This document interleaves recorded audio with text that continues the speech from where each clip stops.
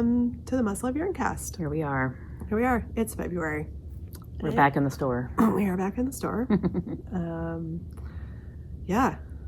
our regular Yarncast schedule as well. Right. So twice in a row. That's right. So this is we're doing good. I know. Woo!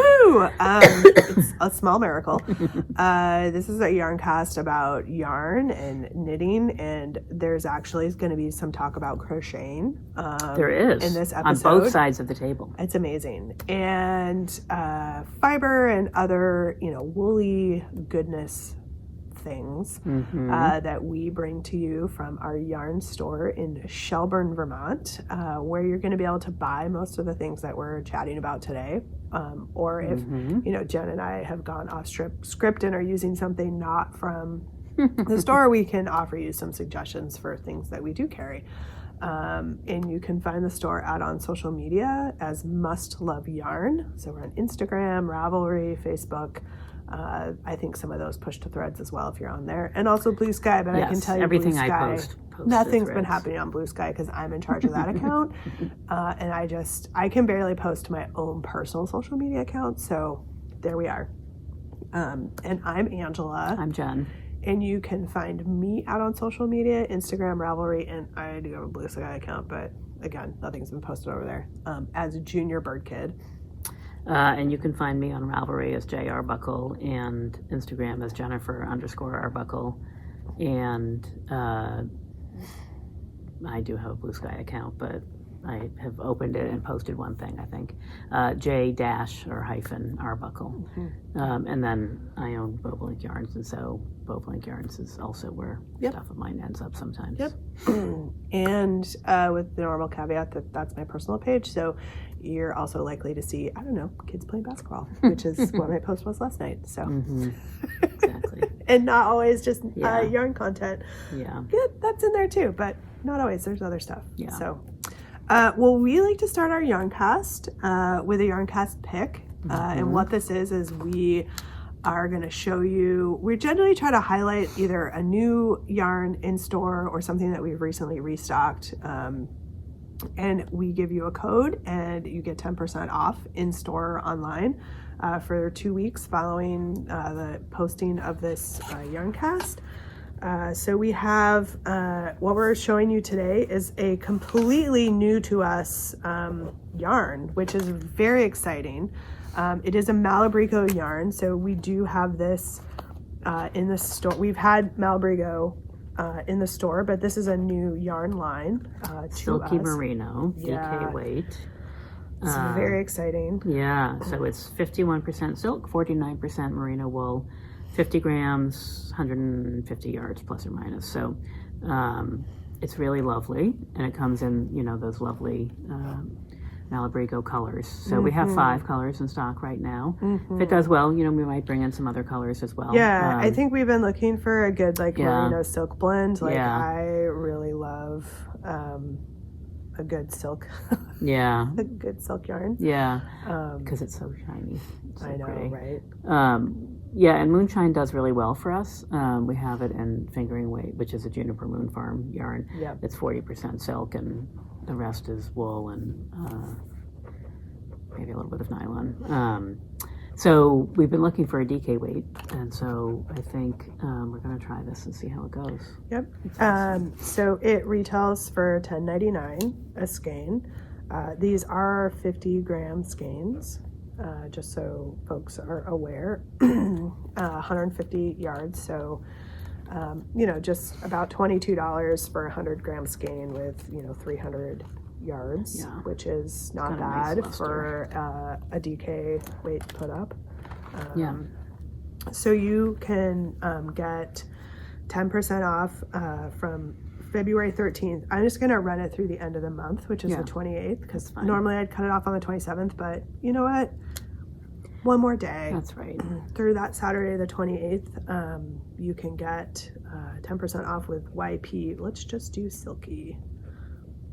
Okay. Silky 26. Sorry, we've started adding the year to some of these because we show them again in the future, and we can't reuse our codes very easily. So YP Silky 26 will get you 10% off. And if you're shopping in store, you need to give that code to the person, because otherwise it won't automatically apply to the product. You have to know that it's the Yarn Cast pick. So Indeed. yeah. I know. I saw this. I came in on Wednesday to pick up some needles, and I always do like kind of walk through the store like, what's in? And I saw this and I was like, oh, what can I make with that? Yeah, it's really soft. And, so pretty. I love me a good lovely. silky merino. Yeah. It has a nice halo. I enjoy it a lot. So I think, as you will hear us talk about in the outtakes, it's really cold here. I have all the hand knits on today, except for socks. I went with the technical warm socks today. Have all of the hand knits on. You took most of yours off. I did take most of mine off because it's warmer in here, and then I overheat. And, I'm not cold, but and then that has its own challenges. So, what are you wearing today, Jen? Well, with all of your things. I'm wearing my Melty Ice hat that I finished. This is knit in I'm going to take it off because it is starting to squash my hair.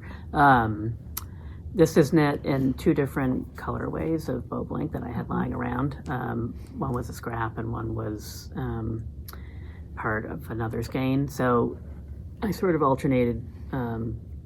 It's funny, it looks more uniform on the screen than it does in reality, but it has a lot of different color variations because I used the 2 different. One was a brighter red and one was sort of a more muted red. But as Anne said, we talk about this quite a bit in the outtakes, so we're doing several things in store. We have quite a bit of red yarn, but still in stock, thank goodness. We've restocked. As of today, Sunday, so Friday, I don't know. Right, we've restocked like 4 times in the past 2 weeks. But anyway, and we have some stuff that we're doing here, so please hang on for the outtakes. We talk about it right up at the beginning of those. And also you can see on our the store's social media posts some more information. Yeah. So. And then I'm also wearing my Weekender, which is my big warm sweater knit in CC's wool American U. Yeah. This is in the worsted weight. It's the show colorway from Rhinebeck 2 years ago, 3 years ago, maybe. 3 years ago, yeah. And then I also have my cicada shawl on, which I love and I wear quite a bit because it's knit in an MCN, and it's, I think, a string theory sock weight, but it's soft and cozy, and the pattern is the Cicada Shawl by Toby Roxanne Barna, which she did a lot of patterns a few years ago. I haven't actually heard a lot about her recently, but her patterns are really well done and they're really pretty. Yep. You know, they always have an interesting stitch technique and nice. Yeah. Nice. Yeah. Anyway, that's what I've got on. Nice. So I pulled out my kaleidoscope cardigan. So this is 3 strands of fingering weight yarn held triple to make this really sort of cozy, warm cardigan, which is sort of perfect for today with my base layer layering shirt, which is also warm in and of itself. Yeah. When I came in, I had my thistlethorn cowl on. Which is really nice and squishy as well. And I also had on my 2026 Olympic opening ceremonies hat that I finished the tassels for. I'd finished the knitting for a while ago, but finally did the tassels and the little wrapping of the yarn. This one is perfect for today because of these ear flaps, which make sure your ears stay covered because it's windy out and it's really cold. When you wear it today? It's great. So I've been wearing this hat for like the last 2 or 3 days. Because the Olympics have started. We didn't even talk about that. Started. And the outtakes. I love the Olympics. So. And I can say the reverse engineering of this pattern is well done. Spectacular. Yeah. And this looks just like the hats that they were wearing, with the exception of the little Olympic official patch. Merino black market patches available. Are not allowed. And I think the hats have an R and an L embroidered in red on the ear flap for Ralph Lauren, who's the designer of the hat. And mine does not have that because that's not who did my hat. I noticed that there's 2 hats, right? There's like a beanie, Yep. version as well. Yep. So I have yarn. I can also do the beanie version. Yeah. Brief digression for the Olympics because I do love them and I have been watching them. I have been watching them as I well. watched the opening ceremonies, most of it. I'd forgotten about it for a while, and then I came in late, but I saw the best part, which was the beautiful color work section. Yeah, it was so lovely. And then yesterday I was in and out a little bit, had lunch with a friend, but was watching the Olympics in the morning when it was snowing. So it was a cozy little morning. So it's been fun to watch them so far. They just barely have started. Now it's a weekend, so who knows. But I've been keeping an eyeball on the Vermont athletes, and I did hear this morning that Lindsey Vonn went down, so I think she's out. Anxious to hear how she's doing because she's, she is what she is. But I love watching her, and I'm so impressed with her. So anyway, I was sad to hear that. I was hoping for her that she'd have one clean run and be done, but anyway, sounds like not in the cards. No. Yeah. But it's fun to watch the Olympics, and it was fun to watch the opening ceremonies. And my last comment is those Norwegian sweaters are awesome. I don't know if people have seen them, but I love them. And I saw the men's slope style weird rail ski jump thing yesterday, and the Norwegian guy was wearing a sweater, which I thought was awesome because usually they're wearing like this baggy technical whatever kind of thingy. So anyway, No, I'm surprised no one's reverse engineered that pattern because it's beautiful. We have we've watched a little bit of figure skating in my house. Did you see the ice dance stuff yesterday? Oh my god, it's so amazing. The ice dancing and snowboard, big air. Yeah, which is just like. And the drones, like the cool thing with having all these drones now, the good thing is like, but I have to like turn away because I can't. Like they're going down behind the skiers, and I'm like, oh my god, I can't watch. Well, and also ski jumping. Yeah. Is also on. But at the top of that big air, they're like right there, and they've got their snowboards on. I know. I have been to Lake Placid. I have been up to the top of the ski jump thing, and if you've never been to the top of the ski jump, 18 stories. It's 18. It's really high. Yeah. That is really high up in the air. Like you have to take an elevator up there. Yeah. And I am so impressed with these athletes. Oh my God, they're so crazy. Stood up there and looked down and been like, nope, you couldn't pay me enough to do that. Nope. Wow. Yeah, it's crazy. And then the cross country ones who are like trekking for miles and miles through the woods. I mean, it's just like those athletes, they're all like spectacular they're athletes. So impressive. Yeah. Yep. I have to say. Yep. Anyway. All right. Digress, so yes, that's exciting. A couple weeks of feel good TV. Right. I'm looking forward to immensely. Right. Yes. All right. Lots of knitting time. Exactly. Okay. Do you have any finished objects? I wore it. This is my finished object. Yeah.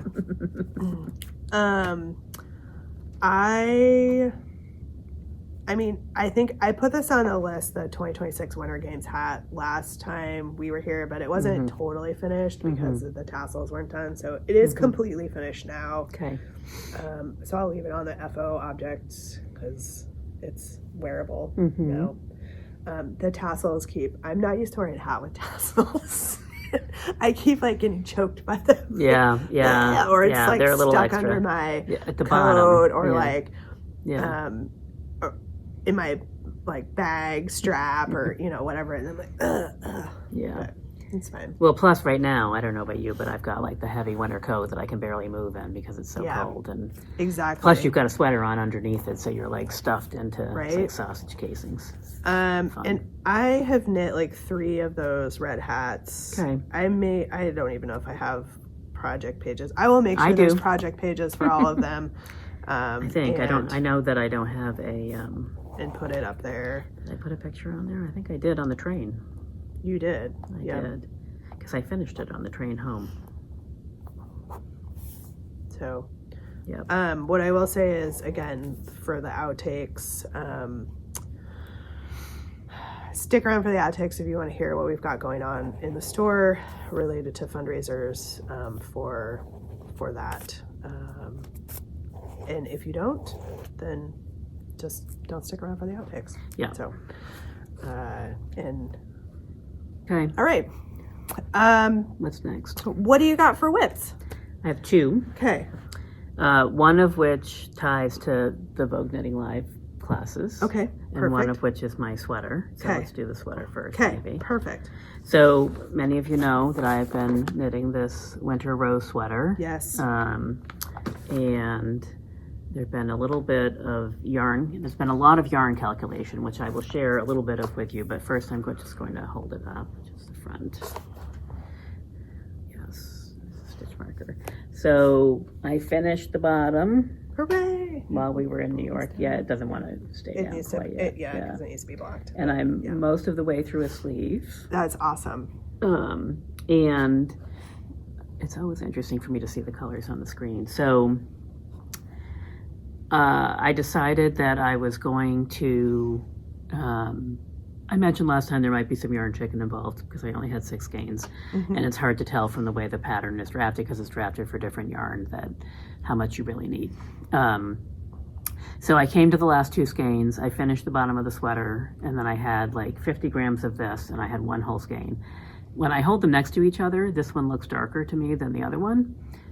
In retrospect, they may not be different, but I was anxious about that. And so I started the sleeve with the darker one, and I think it's hard to see. I can see that there's a little bit of it here. Yeah. And I started blending them together here, I think where these 2 stitch markers are. Yeah. And then the rest of it is the lighter one. I'll be curious to see. So what I did was I had 50 grams of this and 100 grams of this, ironically, or 54, I don't know. So I have used up 25 grams of this pretty much, and I'm getting down to 60 something of this, so I have another 10 grams of this to use. Okay. There's a whole chunk at the bottom of the sleeve. I'm almost at the point where I start. There's a cable work section at the bottom of the sleeves. So I was 100% sure that Christy would not, she's a fiber stash dyer, would not have this colorway because she hasn't, it's been in my stash for 5 or 6 years now, and she hasn't been dyeing as much, although she's starting back up again. Yep. But I knew that one of her gray bases would be the basis for this colorway, and so when we were there, my only purchase of Vogue Knitting Live was a skein of Great Scott, and we married that up. And so at the bottom, I will, knit these together for a couple rows, like alternate, and then finish it with the cable. Yeah, finish the cable from there. So now I know I have enough yarn, and I have a plan for how I'm going to make it work. So I'm excited. I've knit the whole sleeve this week pretty much, so I'm hoping by next time it'll be done. Yeah, because I've been pretty monogamous on this, and because I'm very excited about how it's looking, and I want to have it this winter. So nice. Yeah. It's so beautiful. It's pretty. That cable detail is just amazing. And I love that yarn. I don't always, variegated yarn sometimes hides, details like that, but the yarn is light enough, even though it's got a lot of color in it. So it's fun for that reason. But so that's my first whip. So I have made some progress on my pink peppermint before you got stymied. Stick around for the outtakes for a long story. Ella the Destroyer is back, so that happened. But I did not take this to Vogue Knitting this past weekend because it was too big. I had limited space in my luggage. I went for it. I know, and I had some other small things that I was bringing. So I think I had just divided for the sleeves when I showed this the last time. So I'm up to about 9 inches on the body. They have you start the ribbing when you hit 12 inches, so it would be 14 inches total. I might do an extra inch stay for the outtakes because I'm gonna have to order more yarn. So I have the ability to get an extra skein, so I can make this as long as I want. Oh yeah. I actually didn't change the length on this one, which I normally do. But now that I have to order more yarn anyway, most likely. but well, I don't know. I probably pretty soon I'm going to do a sleeve just to see how much yarn a sleeve is going to take. Yeah. But I also have the collar to do, so I have like two. Is it just like a little? I think it's a folded over double collar, Oh, so yeah. I may have to modify. I don't know. So this is just around and around and around and around, and it's great. And I did want to take this with me because it's just plain. Although it's black though. It's black. It's pretty. It's not too bad. I just was thinking like on the train. As it turns out, we didn't have much knitting time, matter. so but it's so bulky that it just it takes up too much space. So I didn't take it with me. And this is just what I've done not even the last week, because I've been working on some other stuff, like the hats. Yeah.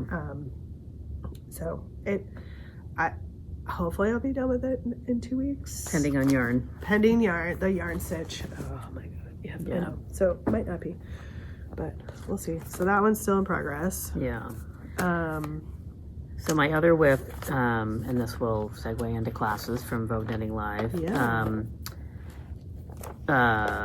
Is the Advancing Lines scarf, which is in brioche, because I'm an expert now. Took a brioche class. Yes, that's Jen this took class. 2 brioche classes? Yes, that's this class for me, where I had lots of mistakes and lots of things to figure out. You can see on both sides there were some mistakes. But it was great, because then I took the second class, and I knew what I was doing. So now this is my scarf that I was knitting, and it's that's beautiful. Yeah, it's exciting, and I haven't made any mistakes. I have it all figured out. I don't want to say all, but I understand. It's great. The back and forth, the construction. Yeah. And it's still pretty loose. I went down 2 needle sizes because this is an Aran weight yarn, and I'm using a 6. And for me, normally I would go down 1 anyway. But I started it in the class, and I got to here maybe, because the whole class was really let's knit this scarf, and I will answer questions and help you figure things out. Yeah. I forgot to bring the book with me. I bought her book, Lavagna Patricella. So she has a new book, relatively new book, that's an advanced brioche workshop book. This is in there, and I bought that book too. I just haven't picked it up yet. I went and picked it up on purpose to bring it with me today, and of course I forgot the book. It's the same designer that did these thistles, Lauren Howes, which we discovered because Jen was like, "Isn't that the same?" And I was like, "Oh no, I don't think so." And then we looked it up, and I was like, "Oh yeah, it is." She does. She has some really cool patterns and thoughtful techniques. Yeah. Anyway, so I was knitting this on an 8 in the class, and it was just this very loose, and you could hardly see the pattern because it was too loose. So I went down to the 6, which is what I had with me, and it's still a little bit looser than you might want necessarily, but it's soft. It's nice. And cushy. Yeah. So these are the leftovers, the Kathmandu Aran from Queensland United, leftovers from my Argyle vest. That I had. They work well together. Yeah. It's nice to have the light and dark. I honestly, as I said to Ange in both in the first class that we took together, I was like, I cannot imagine doing brioche if it's not the same, 2 different colors. Because how do you see or keep track of where you are? I mean, you really just have to sort of keep track of where you are. Although I have all these notes that I've been writing to myself as I've been doing this pattern, just to remind myself of things to think about. So I feel like I don't really need another scarf or whatever, but I'm going to do the whole thing because it's cementing it into my brain so that I'll remember. It's that muscle memory and practice. Yeah. And it's become very intuitive now, which is helpful. After the first class, which was a brioche crash course that was taught by Julie Knits in Paris. That's her Instagram handle. She was a character. She was fun. She was great. In that class, I hadn't knit brioche. I took a class 30 years ago, and I haven't really knit it since. So that one, it was harder for me to catch on. But as I said, 2 days later, when I started this one, lots of people were having the same problems I was having on Friday in the class. But this, I just sort of was doing my thing, and it all made sense, which was great. So between the 2 classes, I feel like I got a good grasp on things, which is great. That's great. I have a hat pattern. Apparently I can't stop knitting hats. Something about them, because they're quick, they're portable, they're small. That's brioche by pairs that I'm gonna pick up and probably use the same yarn because I have enough leftovers and they play very nice together. And they're different enough that you can see and it's difference. the same, the hat has the same sort of patterning on it, so you can just keep practicing in the round, which is I've done a easier couple other supposedly projects in the round and have struggled where you change the yarns, and she made a comment about where the yarns go, and I was like, oh, well, that makes sense. Like, why did I not know that? And I bet that's going to solve the problems that I have with how do I transition from one yarn to the next. So anyway, I'm excited to try a hat pattern. As soon as I both teachers said if you learn it flat, then you can doing it in the round is easier. Makes more sense. So so that was good.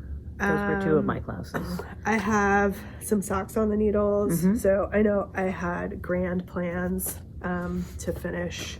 So I have one of these. This is the custard and rhubarb sock. Right? I have one that's done. And I was like, we're going to be on the train for 7 hours in each direction. And I'm going to have 14 hours to work on my color work sock, which did not happen. But we were on transportation for 14 hours. So I didn't, because this requires me to follow a chart, and then when I get to this point, which is where I'm doing the gusset increases for the heel, I have to follow written instructions and the chart, and so I can't, this is not a walking around project, and this is not a traveling on a bus project. This is having stuff laid out in front of you where you can mark stuff off and track. You did knit it on some of it on the train coming back, right? I knit some of it on the train ride on the way down. Probably about this much I got done on the train ride down when we got on in Albany. I was mad, so I just read my book. And then the rest of this was worked on the way back. Also, the project I had to work on, I guess I could have worked on my hat on the way down. So anyway, it's so fun. I can't wait to. It's such a great pattern. And what I have found is this doing the leg after you turn the heel. This is really fast. So I just need to get through this, and I have been working on some other things. It's so funny just to purport. I'm sure they're exactly the same. This looks longer than that one does. Because the heel isn't done. The heel's not done. It's amazing what a difference it does. No, I know they're exactly. I know. I'm sure they are. But it's funny how it looks longer when you hold them up next to each other. I know. It's super weird. But geometry of knitting. I know. Maths. So not as far as I had hoped, which is sort of the story of my life. I grossly overestimate the time I have to do anything. But I did cast on a second pair of socks. So I had something for walking around or during downtime in classes. So I actually worked on these quite a bit. Well, not quite a bit, but when I was in classes. Not so much walking around because that just wasn't happening. It wasn't much walking around. Just plain old socks from the top down. This is whimsical yarn. In reality, colorway we didn't have much downtime. No, we didn't. So this colorway is 2026 is your year, allegedly. So super fun. It's got little neon. The colors are really fun. Tweedy bits in there. I like how it's sort of knitting up in, sort of just striping with the dark and the light. So super fun. I have to decide how long I want the cuff to be, which I've not figured out yet. Usually I just go until I'm like, all right, I'm done with plain knitting. You mean the leg? Cuff. You said cuff. And I was like, wait, the cuff is done. I don't knit a lot of socks. The cuff. The leg, how tall I want the leg to be. Yes, I bet you know. Right now, because it's such cold, a pretty yarn, like you just want to knit in there. Right. Right now, because it's cold, I want it like a knee sock to be really long. But when it gets really hot, I'm gonna be like, why didn't I make these short socks? Anyway, so that's for me to sort out. You have to decide soon. I do. Or not, and the decision will be made for you. Right, for sure. And then I think the only other project that I have going on is my continued basketball Musselburgh hat, which stitches. We're just making progress. So Look at that. Here we are. It's awesome. So we've done 150-gram skein. This is the Advent from Woolens and Nostra. This is one mini skein. Oh, that's good. Yeah. And I figured You're that's probably going to have one left then. more than enough. Yeah, I have Yeah. a second one. And then I've started with a second skein. I will measure this at some point because I'm not going to use the whole second I was going to skein. say, it'll be too long, right? Yep. Yeah. It'll be too long. It's hard, though, so- because you just want to. No, I know. I want to use all of it. So I love these what little her micro stripes do in hats. Yeah. I think it's gorgeous, and it just gives these like blips and pops, and it's just such an interesting pattern that develops with the micro stripes because they're just not quite big enough to go around on a hat. Yeah. So they're super fun. And this is just a really simple pattern. I can knit this while watching basketball because I don't really need to look at my stitches. Yeah. And it's just around and around and around and around and around and around and around Yeah. and around and around. So I think my goal is to try to maybe get this done by the end of the season. So it's basically like the whole season's project. I think which you'll is be done by then, right? I hope so. You might be done. Pretty early. close. Yeah, we'll see. Till the end of February, you said? Yeah, end of February. So it's like 1, 2, 3. It's a short month. 4, 5 more games. Oh, I thought you were going to say weeks. Yeah. Yeah. 5 more games. Yeah. So Yeah. Yeah. we'll see. All right. That's a lot of whips, and Classes. yeah, we can talk about our classes because I don't really know what I'm gonna knit next. Got to I'm finish trying some to- things, and then I'm going to go back to my cinnamon and bourbon sweater once I'm Yeah. done with this other I sweater. feel like there's another sweater that But I have wanna like make. a million things, and I have a little project that I'm designing in my head and sort of on paper that I've been thinking about. So I think up next will be that Zanette Knits sweater that I have bubbling yarns from because Yeah. that's a fingering weight sweater, so Yeah. that would be a nice transition piece yeah, for in between seasons. sport maybe.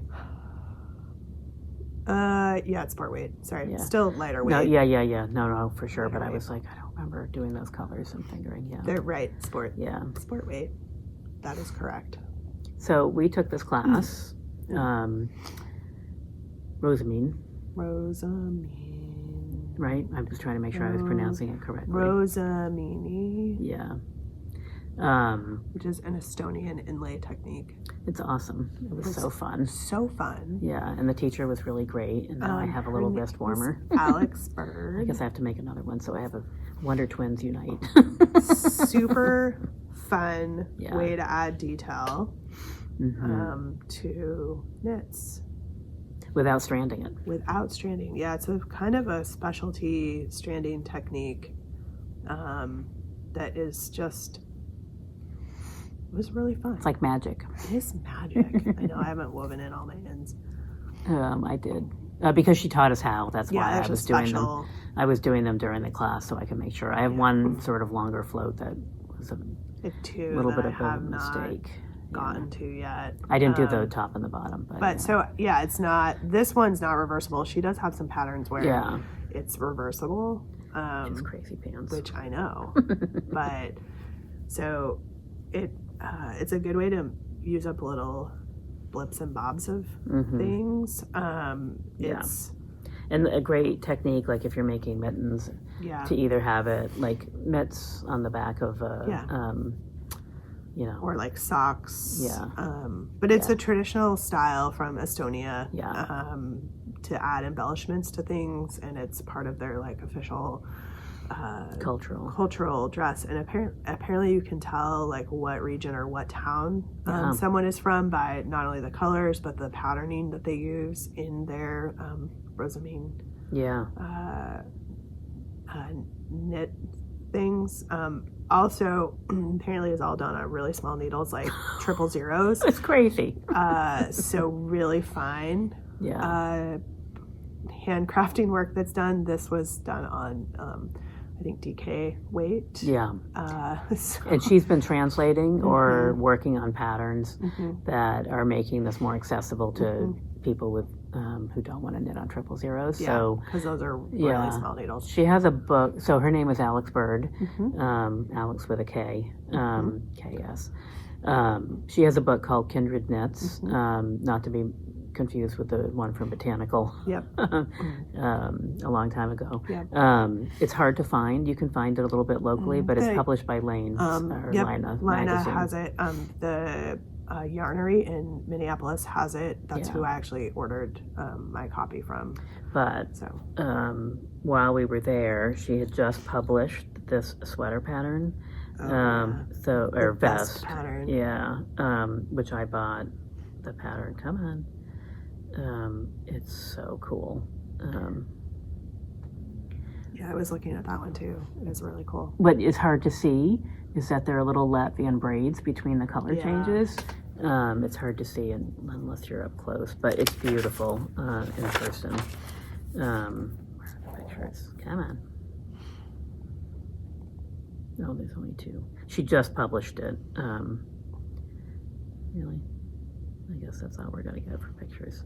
And I'll link this pattern in for show notes, so folks can find it. Yeah, it's a little bit hard. The colors are close together, so it's a little hard to see the detail there. But that's on my list to do soon because I just think it would be fun to knit. So it's not just this technique, but she has she works to create sort of historical record because a lot of these patterns haven't been written down. Culturally inspired knits, I would call them, I guess, maybe. From Estonia. So anyway, she was great to follow her on the Instagrams, and she was a great teacher. She was fun. So that was one class we took together, and then we each took separate classes. Right, I already did my one brioche. So I'll just finish up and then you can do your two. The Tunisian crochet, I was very excited about this. Nice. This is my little sample that I knit or crocheted during class, and it was fun to learn, and it makes perfect sense once you understand how to do it. And this was taught by Detroit Knots. Natalie is her first name. She was great. She really was. The class was fun, and she made it very understandable and approachable. So I'm excited to experiment a little bit more with that. So there's a couple of different stitches in there that we learned. So it was fun. Just wanted to make sure that I give people correct information about the other classes. The only other thing, sorry, I'm going to go back to Alex Bird for 1 minute. She had, because she does a lot of color work, she was selling yarn bobbins, these very particular yarn bobbins that she's had made by a woodworker in Estonia, and so we both bought them. Yeah, they're really cool bobbins. Like you could use them for other stuff too, but they've been designed for handcrafters. Of all weights, so you can use any weight yarn on them. Yeah. So it was hard to resist. They were cute. very cool. Very cool. And she had a whole bag of them, so we were like, of course we'll buy these. We will, because we don't anything. There's not a knitting tool that I have not found that I can resist. Did not need, whether I use it in the future or not. Like it's just they're cool to have. Yeah, exactly. So I took a zipper class for inserting zippers into hand knits from Sophia Talley. So she's the Drunk Knitter on Instagram, if anybody follows her. And she has a very, sort of specific technique for putting zippers into knits. So this is the little pouch. It didn't actually have to be a pouch. I just turned it into a pouch. But she uses like an I-cord sort of technique to create a finished looking. So the zipper has been hand sewn in because that's what we were doing. We didn't have machines there. So totally doable with hand sewing, but also super quick way to insert zippers if you have a machine, and the I-cord sort of creates a place for you to sew along for installing it in. So it's super, super cool, like great technique. She's really funny and, a great teacher as well. So that was fun. I have done knits before with zippers in them, and for me they always end up like a little wavy and like kind of weird, and so I was like, well, maybe this will give me some ideas for how to that makes sense. The I-cord will stabilize that edge so it doesn't the I-cord wobble. So it's twofold. Like the I-cord stabilizes it, and then you also use Wonder Tape. So you use Wonder Tape to sort of stick the zipper to the knit, to also, so it's not moving around when you're sewing it and adding it in. So that was sort of, those two things sort of create some stability there to maybe keep things from being wavy. I do not have any plans to hand knit in zippers into hand knits. And just making a whole line of accessory pouches for us. No, I'm not. I would use. She's going to knit her whole stash into little pouches. I would use the machine, but it can be done to hand knit. Especially for something that if it is kind of small like that, or even something bigger where you're trying to do something here, like dragging your whole machine out and getting. I mean, yours is maybe set up, but not all of ours. So to just have that at hand, and it might be more forgiving in terms of how the zipper interacts with things if it's hand sewn. I don't know. We'll see. Cool. So the Wonder Tape makes it a no-based sort of approach. So you actually are using the Wonder Tape as like your basting, which I'm delighted with, because basting is kind of like swatching. Making a note to myself, who doesn't need Wonder Tape? Right. I'll also add that to the links. There was a lot of lamenting in the class because Joanne's was had been the prior go-to for buying Wonder Tape, which is now no longer available. So there's some sourcing issues with that, depending on if there's certain companies that you're trying to avoid or not shop at. But I will find a link maybe to Michael's or some other place where Wonder Tape can be acquired and put it in show notes, because that's what I do. I also took a crochet class, which with Angela Tong. So that was a great class. She's a great teacher. And as I told Jen, I was like, it confirmed for me that I do actually know how to crochet.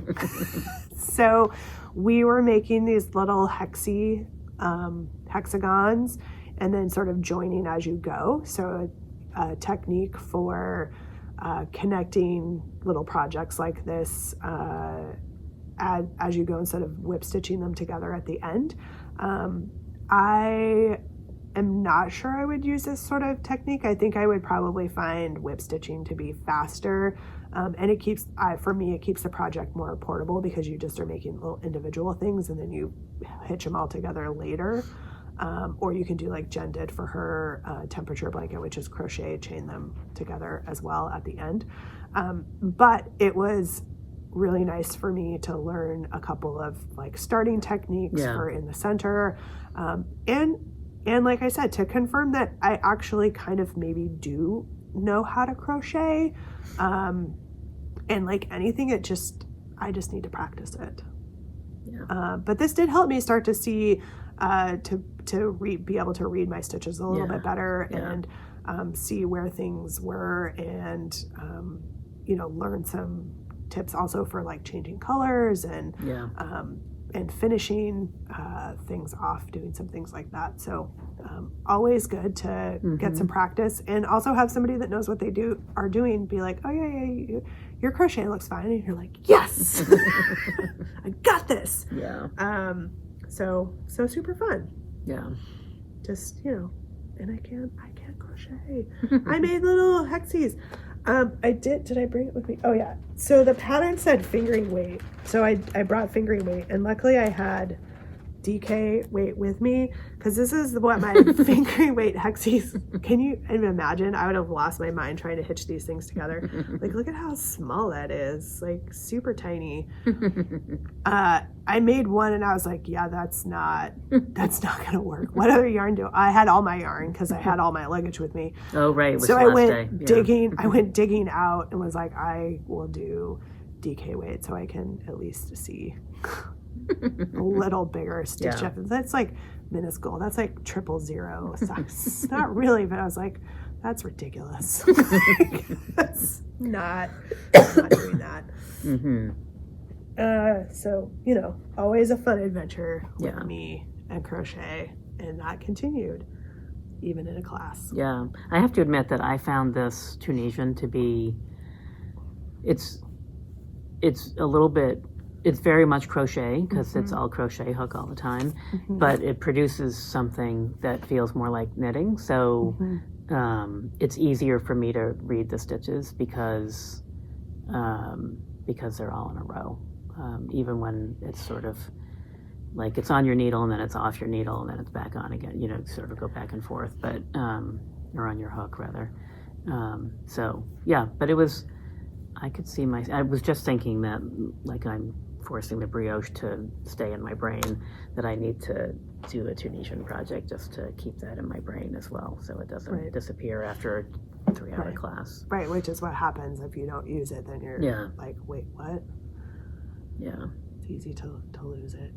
Yeah. I have one more Vogue thing to share. I was just going to share for folks that Miss Vogue Knitting, the magazine, because I always had a subscription to it and I always enjoyed it. I didn't always make a lot of things from it.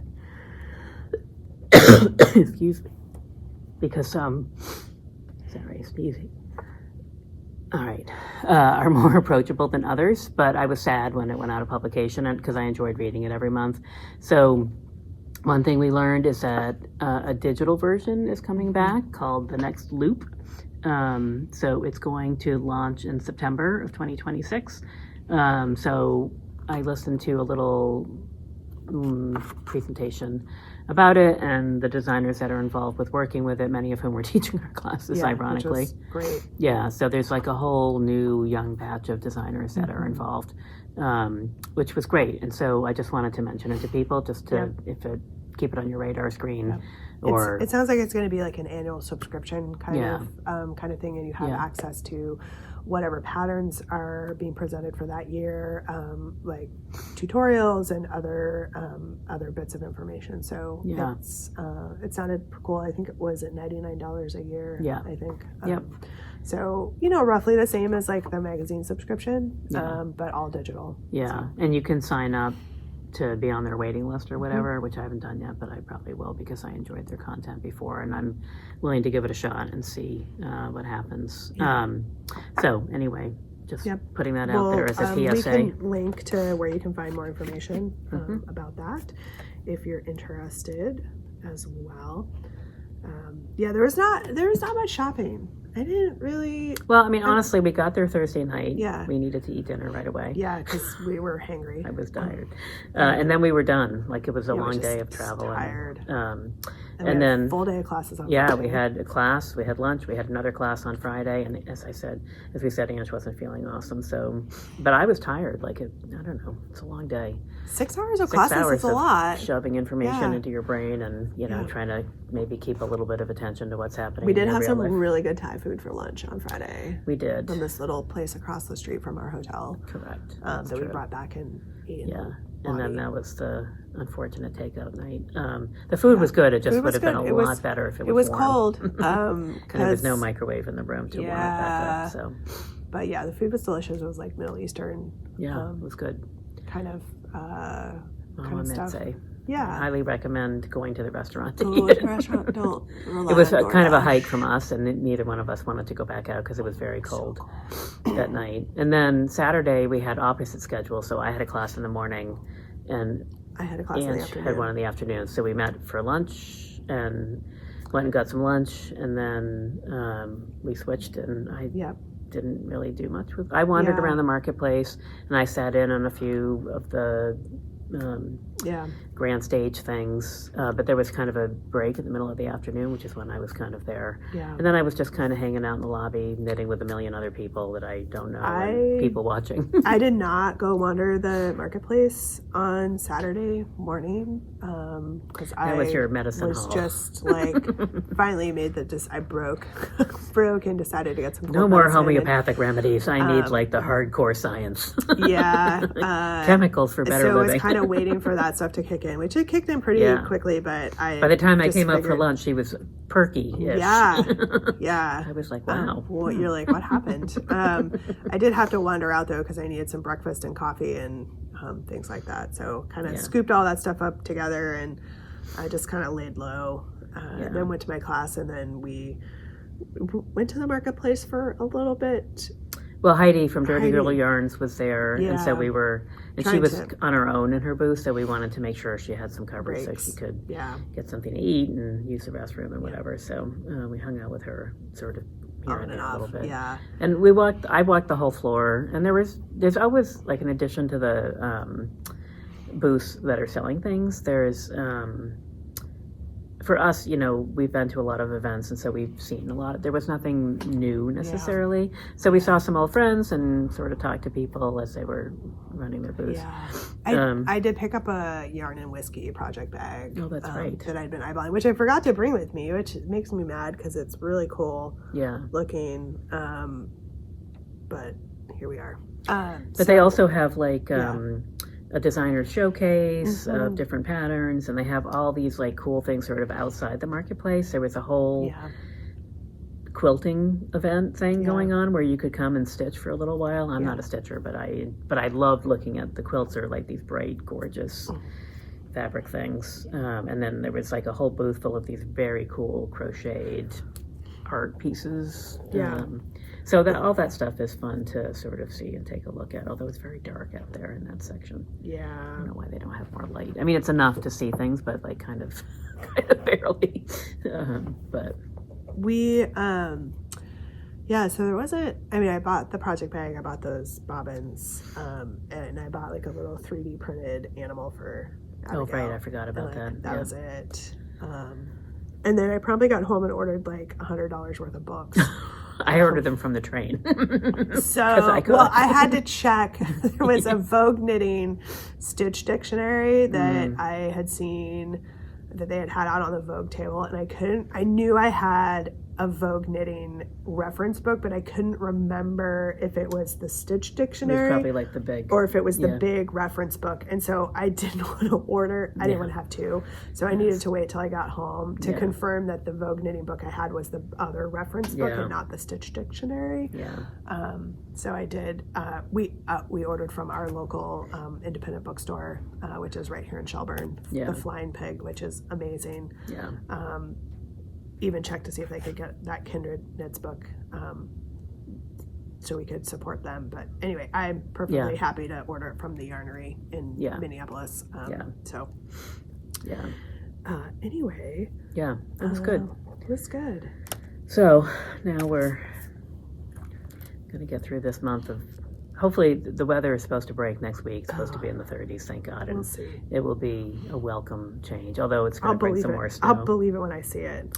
Yeah, it's been kind of, normally we get like a little January thaw where it gets up into the 40s maybe for like a couple days, and that's just enough to like get you through. Yeah. We did not have that this year, and winter started really early in November, or maybe like November. Yeah. The end of October. Yeah, it's been and it's been really cold and snowy. Yeah. So it's just been a bit tricky. The good news is the days are getting longer for sure. You can see visibly the difference. I leave the office at 5 and it's twilight instead of being pitch black. So the sun is setting as I leave my office every night now, which is really great. So and it's daylight-ish. That is true. In the mornings, kind of, sort of. So we have a prize to draw. Oh, goodness gracious. From the scrap along. Is the last of sort of the series of alongs that we had put on during sort of the holiday time frame. Okay. So I figured in keeping with the scrap along, I had these mini skeins that I had purchased a while ago at Rhinebeck. So this is Garthenor Organic. So this is Polworth, Romney, and Hebridean wool. So it's fingering weight. I forgot about those. 44 yards, 10 grams. And I picked them up in a bunch of different fun colors. So given that this is a scrap along. It is fun. Yeah, these are fun. And then I added a skein of Queensland Shetland Light. So you could, do a hat with this. You could probably do a cowl More than one. with this. Yeah. This is a 50-gram skein, just so people are aware, but it's 315 yards. You could do mittens with these, or incorporate them into a different project. So we had a bunch of entries in the scrap along.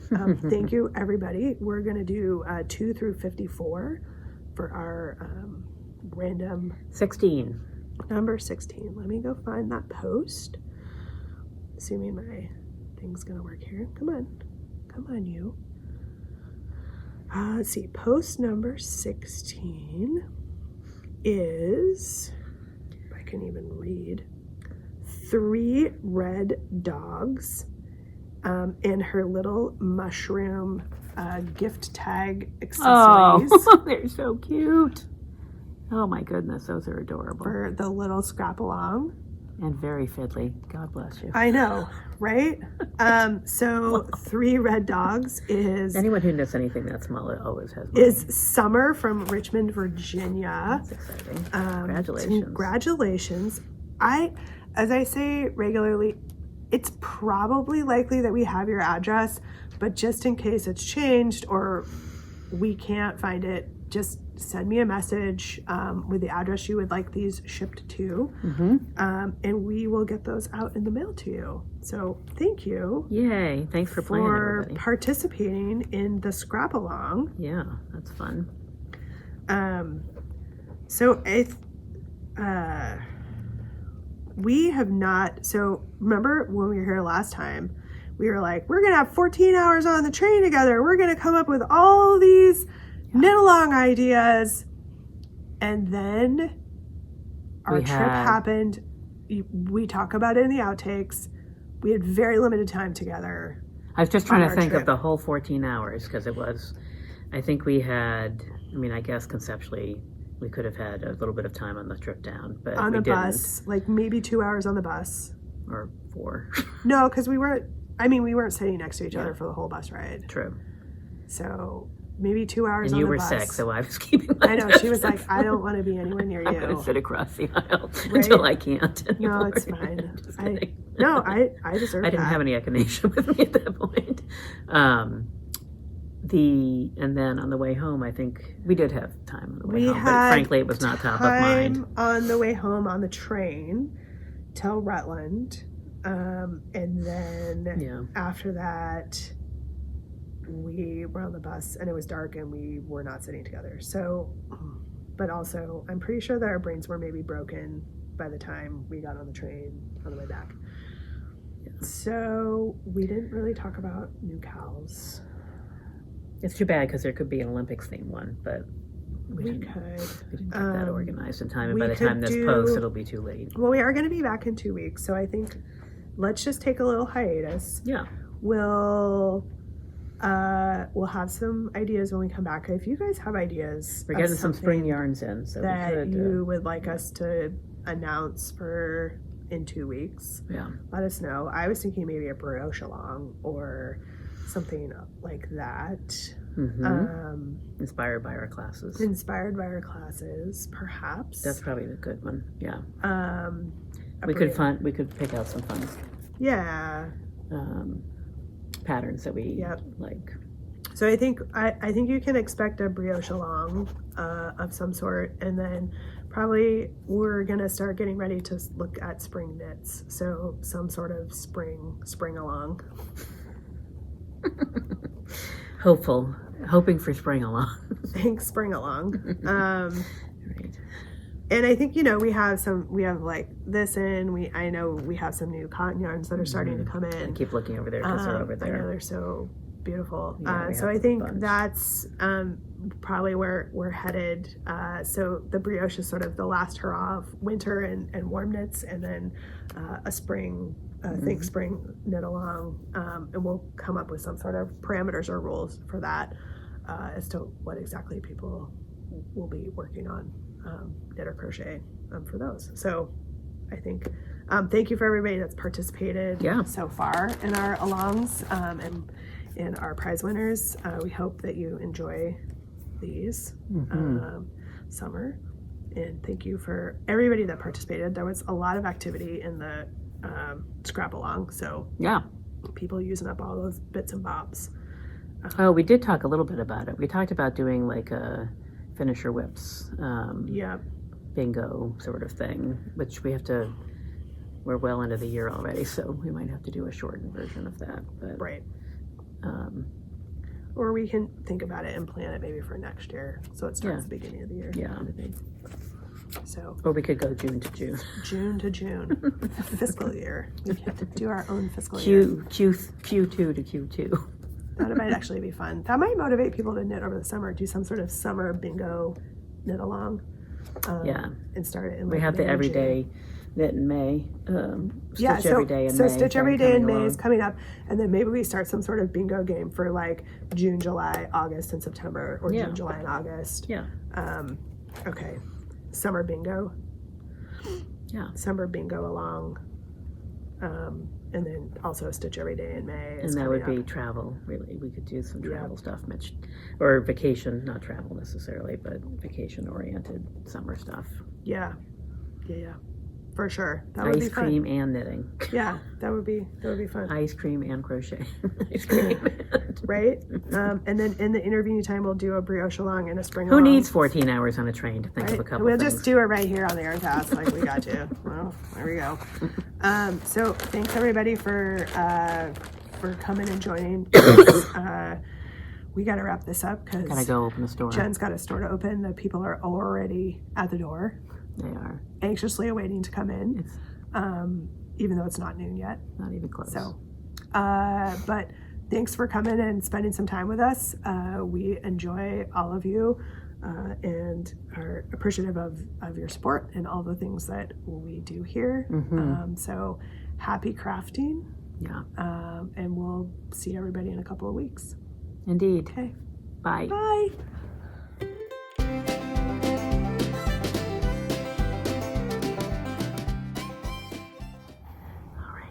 I can put my other. No, it's all right. It's all right. I'm very delighted with how this looks exactly like the hats they wore at opening ceremonies, except for the little patch. My daughter was like, "But you don't have the little Olympic." I was like, "Well, I can't really recreate I like that." these little tassels. The little tassels, aren't they fun? And they're up here too. Like they're super fun. I'm gonna take this off. I'm gonna put my other hat on.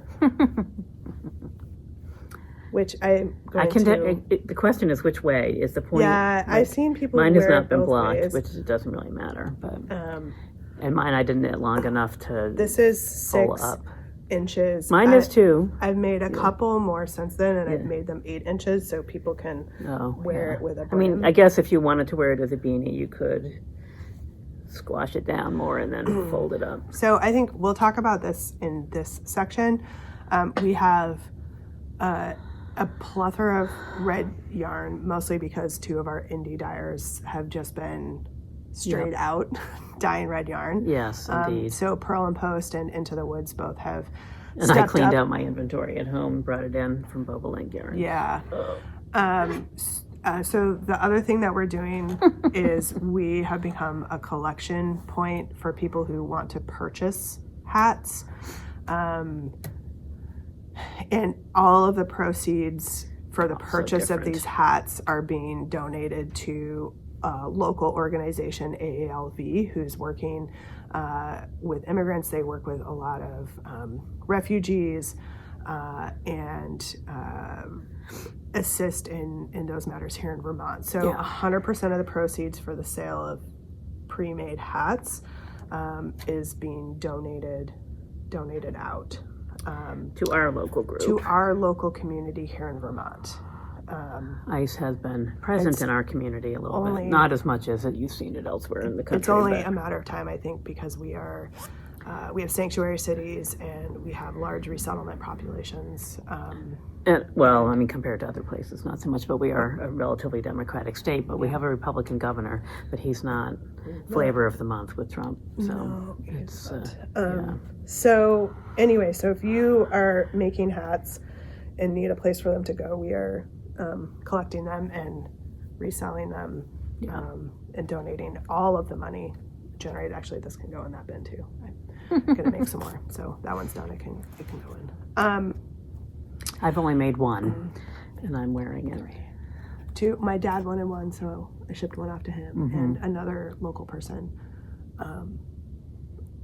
was like, "Oh, I wish I had." And I was like, "I got you. I will make one for you." Yeah. So yeah. What's interesting to me, I've seen a few like out and about, but the amount of red yarn that we sold, I should be seeing them on every single head in Burlington. Well, it takes time. It takes a few minutes. It takes a couple days to make one. I know, but we've been selling out of red yarn for like 3 weeks now. I know. It's awesome. It's amazing, and we can't get from our national distributors. We can't get red yarn. Like they've sold out. Like Barocco sold out. I think Cascade sold out. Plymouth maybe is sold out. Like it's just. But they have more in production, which is interesting. They're gearing up. Yeah. I don't know if they'll miss it because there's. I was just going to say there's definitely a bit of a curve because we were a week or so ago we were sold out completely, and then we restocked. We sold out completely. We restocked again, and now there's a little bit. It's been here for a day or two, and it hasn't sold out. So that's. Well, you just wait. Wait till your Sunday shift. I know, right? Yeah, yesterday was crazy. And I don't know when all of that came in. I think some of it came in Friday, but some of it may have just come in yesterday. Yeah. Which is Saturday. So today is Sunday. Yeah. So we'll see. But we do. We still have. By the time this posts on Friday, I don't know. So you can check the inventory. At the store and see and online.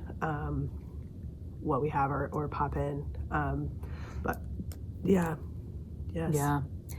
It's heartwarming.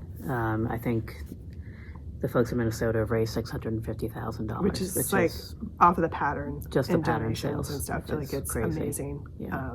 So it's that is not a small number. That's the knitters. Yeah, it's not a small number. And the crocheters, I shouldn't exclude them because there are patterns for both. Yep. So people have access to stuff, but yes. it's crazy for many reasons, but it's heartwarming to see people contributing in any way that they can, and I think that's the thing. There's no wrong way to participate or no wrong way to contribute to adding your voice to what's happening in Minnesota and in other places, and I think every little bit matters, and people contribute in the way that they can. Well, and also for us, I think it's like, knitting is our comfort zone, most of us. I know occasionally there's a new knitter or a new pattern out there that makes it not your comfort zone, but in general, most of us get a little peace and comfort from knitting. So being able to combine that with, and also feeling completely helpless in the face of everything that's been happening. So it's good to have a way to focus your energy, which in what feels like a small way, but has big impacts. $650,000. That's a big impact. Yeah. That's a really big impact. So, and then, whatever we're able to generate here locally with, hats that will go straight to our local organization. Yeah. Like that's also, small things you do what that you can. add up. Yeah. I mean, that's a $5 pattern, folks. I know. It's not even like people were charging 10 or something. $650,000 donation. Yeah. Based on pattern sales alone for a $5 pattern. It's pretty impressive. That's and they don't get all the $5. No. Because it's on Ravelry, so you get. And Ravelry may have every now and then. I think they can waive their fees, but their there's bits, still processing fees for credit cards and stuff. So if you do that math, that is a lot. That's a lot of pattern sales, and that's because people have stepped up and made purchases, whether they're going to make the hat or not. Doesn't matter. Right. So anyway, yeah. So in sort of the middle of all of this, Jen and I were at Vogue Knitting last weekend. Are we going to talk about that now? We should talk about it in the middle of the other one in case people don't watch the outtakes. Oh, okay. Right. Plus, we have samples and. Okay. Yeah. We can talk about. We went. So we'll talk about the fun part. You've already heard us talk about it. Right. Because of We Flip Flop. So I will talk about the Ella the Destroyer back here, because this is, do people really want to listen to me complain about my dog? So folks who have been any pet owner will with sympathize us for a really long time know that I have a rescue dog. I have a rescue dog that has separation anxiety, pretty significant separation anxiety. Yeah. And 6-ish years ago, there were some posts with destroyed yarn, destroyed needles, a partially destroyed shawl project. Because when she becomes unhappy that she's home by herself, I'm her person. And so she finds things that are mine to destroy. In my house, also, the coffee table would be where all the stuff is. So it's easily accessible. It's not like she has to go hunting far to find it, unfortunately. So what happened was when COVID hit, my husband became fully remote with his job. And has been fully remote for the last 5.5 years. In December, he has had to return to office 3 days a week. So 3 days a week she is home by herself. Which has been, okay. And we have had a few incidences where things have just been left down on the floor. And so we've gotten better about sweeping through to pick stuff up. And she's run out of things on the floor now to destroy. So she has moved on to finding things that are mine that are knitting. So we've had another yarn incident. So this is an entire skein of the yarn that I'm knitting for my black sweater. So it's in pieces that are about this length. I hope she hasn't eaten any of it. I don't think she did. I think what she does is she have to keep an eye on the pulls outside. on it. Bites through it, like tosses it around. Soft and cuddly.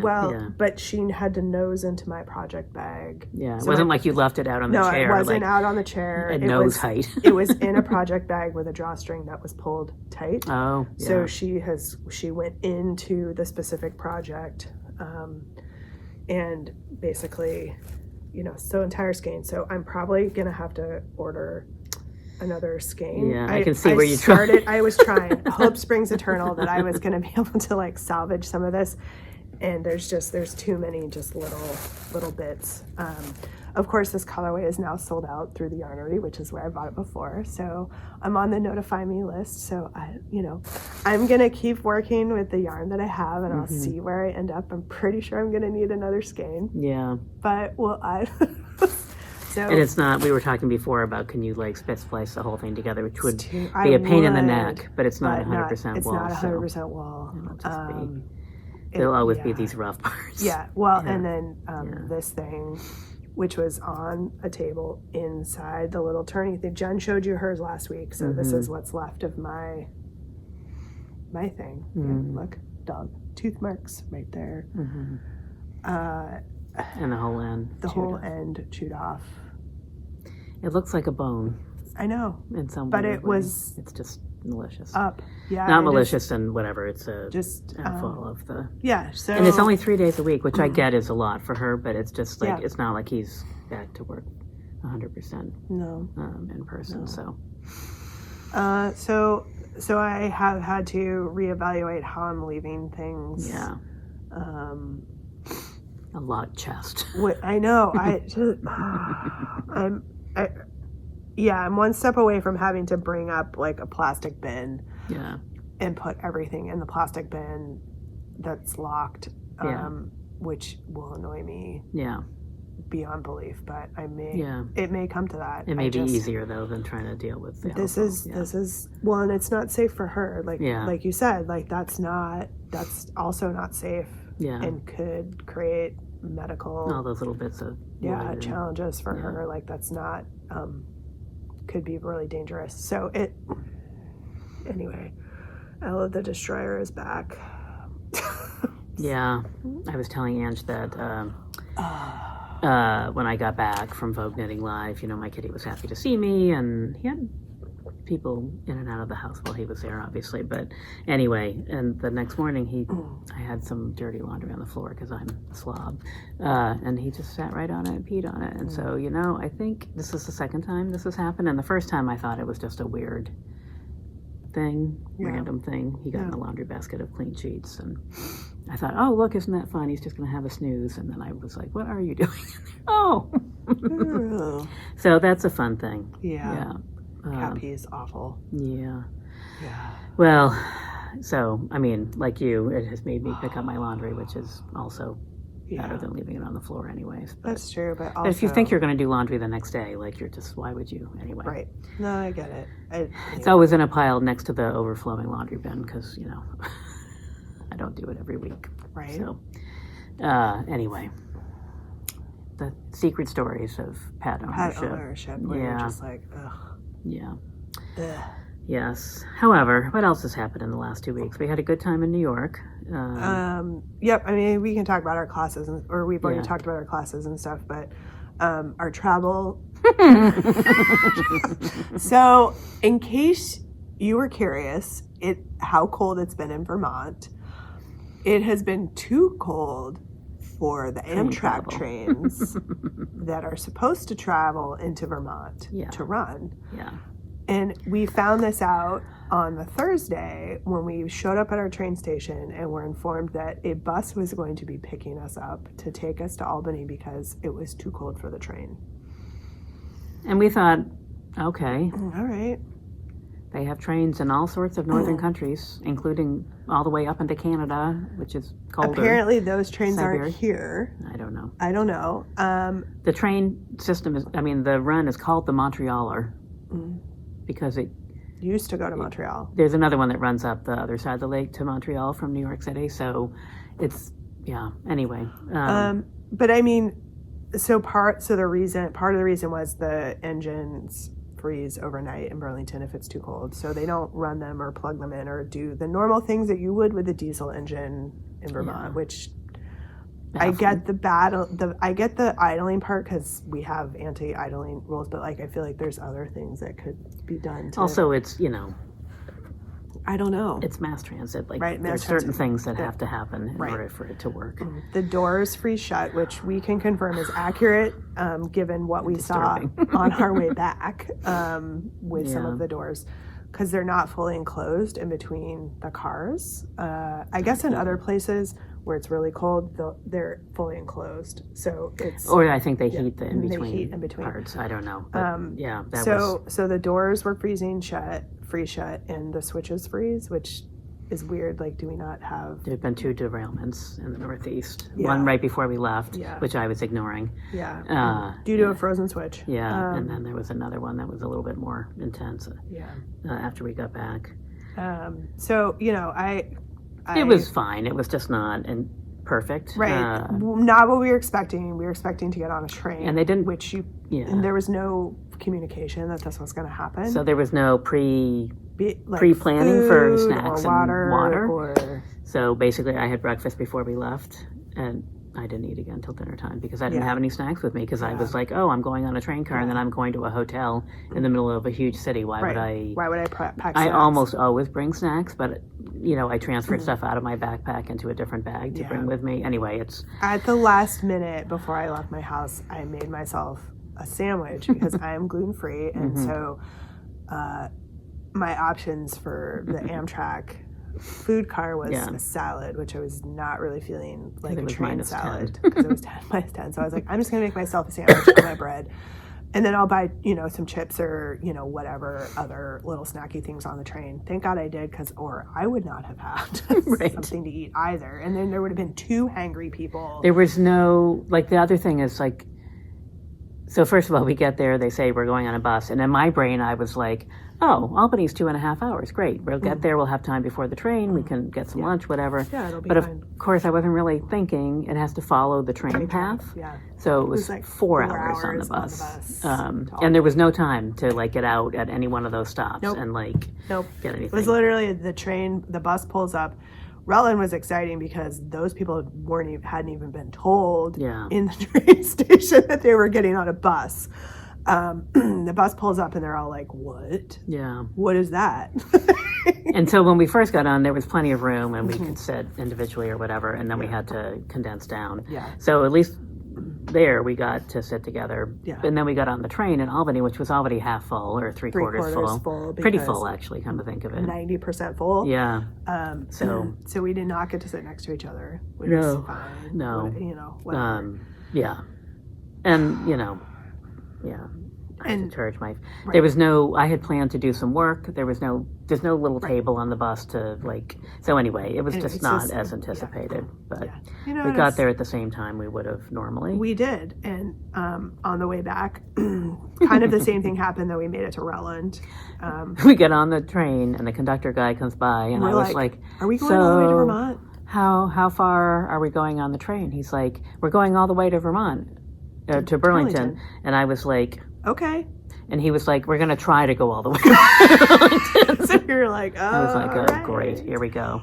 Plus, it's just like the schlepping of luggage and like half your luggage is underneath you now rather than near you to grab stuff. Yeah. It's and then on the bus, there's just no room for anything. So I was on the bus with my bag sitting on my lap because there was nowhere else for it to go. Yeah. It was fine in the end, but it was not. On the way back, we made it to Rutland. Thank God, that was at least much closer. They stopped it to Rutland, and then realistically, it was the Middlebury stop, then our stop in Ferrisburg, and then Burlington. So there was we were pretty much on time. Pretty much on time, given that we left an hour late. Yeah, we were an hour late leaving. Plus, we had planned ahead, so because we didn't. Because we had this experience before, and I was like, "We're buying snacks, food. I'm buying a sandwich, water, and, whatever snacks. we need in our this small bag." This time they gave us water and snacks. They did as we left the train. They did, which was fine. But anyway, which we did not eat because the rest of the people were like, "Wait, what's happening here?" Right. I know. We were like, "Oh, well, So apparently, it's the thing. They were like, apparently the day before, they had taken the train all the way up to Burlington. Oh. So on Friday night, they had taken it went all the way to Burlington. When they tried to, it froze up overnight. They could not start the train on Saturday. Oh, and there were no buses available to take the people on Saturday to Albany. So, so we get to Rutland, and on the way down, the bus thing was fine. I don't think we actually even filled it until before we got to Albany. Yeah. But on the way home, it was packed. It's Sunday night. Everyone's going home from wherever they've been all weekend. And we get off the train in Rutland, and I'm looking around the room, and I was like, there is no way we're all going to fit on one bus. And they counted. Well, it was close. I think the conductor sat on the floor in the front because there were no seats left. There were 5 of us that on the end getting on, and there were only 3 seats in the back. Yeah. So they sent people back up front, and I'm not sure where they sat. So yeah, that's true. Okay. Yeah. Anyway, it was like just barely enough space. Yeah. So of course we're all like, holding on to our bags. Yeah. In the dark. It was fine. It was a short ride from Rutland to Ferrisburg. And in the back of my mind, I was like, and why did I not get on the train in Middlebury? Because it's the same amount of distance from my house to Middlebury to Ferrisburg. Because it's 5 minutes from my house. I know. So she got on in Ferrisburg. I was like, I should have bought us 2 different tickets. Yeah. It's fine. It was fine in the grand. As we said, we got home. Our trip didn't get canceled because the train and there was no bus. So in fairness, nope, we didn't get stuck in Rutland because that would have been a nightmare. Yeah, rented a car. I don't even know if there's rental car places that would have been open at that time on a Sunday. Oh, you mean coming home? Yeah. Yeah, that would have been unfortunate. Yeah. Calling my sister to come get me at 10 o'clock at night on a Sunday. We would have been like, Patty, we're riding with you. Oh, right. Tell your husband he's got 2 extra passengers. And he needs to drop us at Ferrisburg. Right. So I think that would that's have been probably fine. what would have happened. Anyway, sorry. We connected. Anyway. We ran into somebody we knew on Thursday, who is on the same train as us, who was also coming back on Sunday. So we had this grand adventure with a person that we knew that we weren't expecting. So it was fun. Anyway. Yeah. Otherwise, it was pretty good. Ange wasn't feeling awesome all weekend, so we sort you of can were still low-key. hear me. I am still sick. I know. I did not. Luckily, did not get Jen sick, which is amazing. Which is a miracle. It is a miracle. Cold medicine is amazing. That's all I'm gonna say. Yeah. Yeah, when you're at that point and you've been sick for weeks, you sometimes have to just manage your symptoms. Yeah. And I bought echinacea while we were down there. And I've been pounding it ever since, and I seem to be fine. So that's good. I'm very happy. I'm very glad, because I still sound like this. William still kind of sounds. He had it. Abigail had it. I don't know if my husband's had it or not. It's hard to tell. I don't even care. I'm in self-preservation mode right now. Just like concerned about me. Yes. Right. Yes. Anyway, so here we are. And I've been just doing all the basketball things. Yeah. Since I got back, it's been basketball. And it will continue through the end of February. So, yeah. I don't know. I'm trying to remember what I did before. Oh, we had a snowstorm, so we had a big snowstorm. Yeah. And then I had to drive to White Plains and back like the next day, which was not exciting, but manageable. And then we went to New York, and then we've been back and so it's been a bit busy. And then we've had like a few little like snow, like, so basically like the roads are covered except for the major roads are covered in snow and icy. Because it would snow and they try to clear the snow, and then it's gotten like really cold. So and they're out of salt. Freezing. There seems to be no salt in northern Vermont. We're out of salt. So it's real dicey. If you don't have studded snow tires, like it could be real dicey driving around right now. You don't have. I do. Well, where you live, I have to. It's bad enough driving to my house with regular snow tires and all-wheel drive. It's really been fine. You just have to go slow, but it's just. It's been a long winter, so I'm just tired of it. And then we've had this brutal cold where it's been, in the single digits and well below zero wind chill. And like right now. Yeah, this weekend. Currently, it is. On the other hand, the sun has been out, which is nice. Yeah, there's that. It's almost like. I was only disappointed because New York was also freezing cold, which can be in January. Last time we went a couple years ago, it was a relatively warm weekend. It was so mild. We got to walk around outdoors and spend some time, whereas here I was just like, I'm staying indoors. We're not going out. We stepped out like twice for lunch to go pick up lunch, and both times we were like, oh my God, why?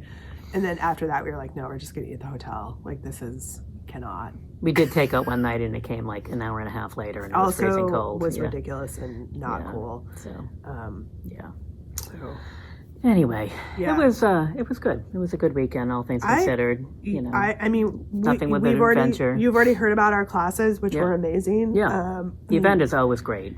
Yeah, and it's great to be in Times Square. We didn't get to see a show this time because Ange wasn't feeling good, and honestly, I'm a lazy bum, so happy to just sit around and there was a lot of Jen and I just hanging out in our hotel room watching either the Food Network or reruns of NCIS, which frankly was kind of amazing. That's kind of my life in a nutshell. I was okay with that. It was like normal life. Yeah. Only someone was taking care of me. Yeah, and nobody was asking me questions, and I could just hang out. But anyway, so I think it was good. We had a fun weekend. Yeah. Indeed. It'll probably be 3 years before we go again, because that seems to be ours. Yeah, I don't know that I need to go every year. So no. Yeah. I feel like every 2 or 3 years is fine. Yeah. But yeah. Okay. All right. So we should probably get started because we have a hard stop. We do. Yeah. Yep. We should get started. Okay. All right.